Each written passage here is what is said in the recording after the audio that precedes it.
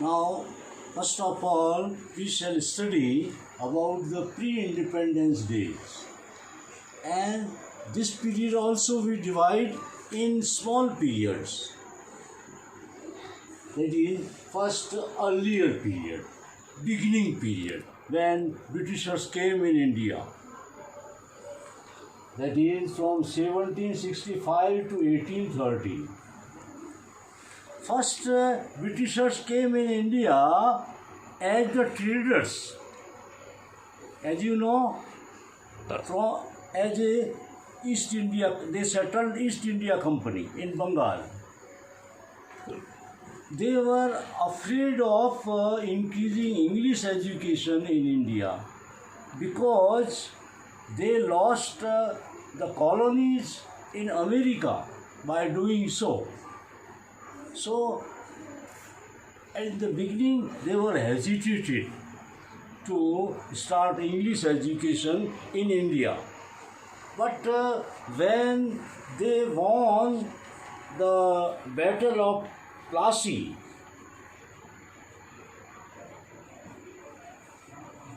the Battle of Plassey in 1757, their confidence increased. But first they started classical education institutions to satisfy Hindus as well as Muslims. So they established two institutions for classical learning. These were Calcutta Madrasa in 1781 for Muslims, and second was Banaras Sanskrit College in 1791. In this way, they started imparting education in India. Second period is the charter period.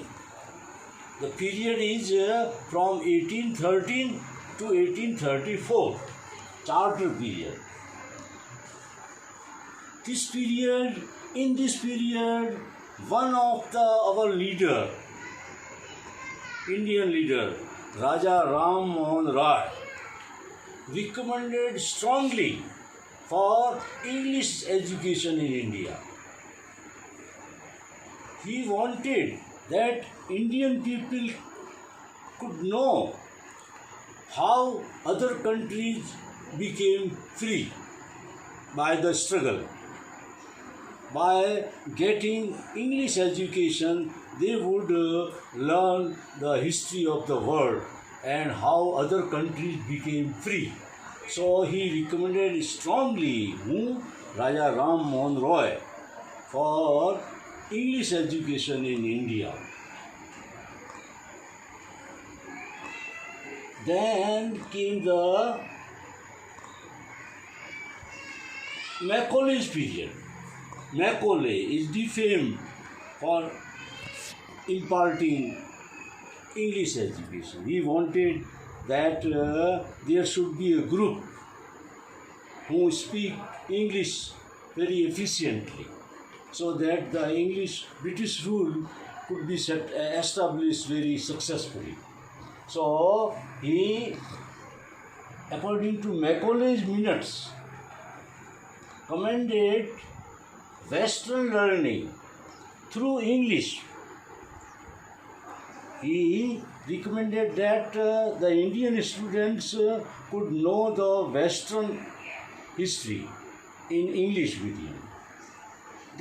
He wanted that there should be a group of people who were British in thinking, in writing, and then other Wood's Dispatch period, 1854 to 1801. During this period, in India, a large number of English medium schools and colleges opened. and everywhere English medium schools were there, and the vernacular language was neglected.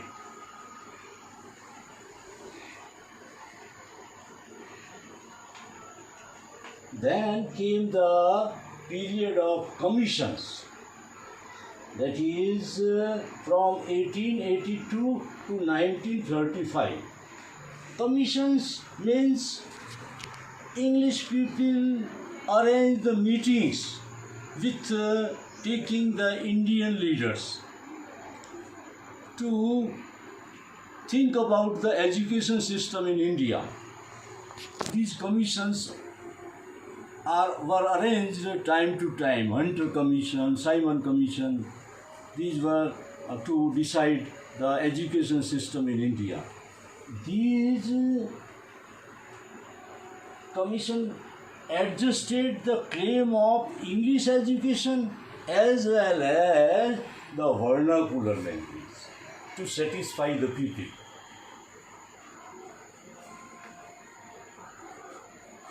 And then came the struggle for independence period, when Indian leaders became excited to get freedom from the paws of British people.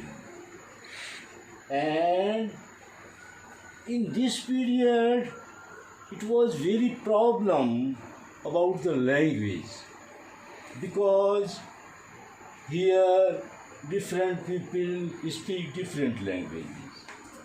So it was very great problem to unite all readers.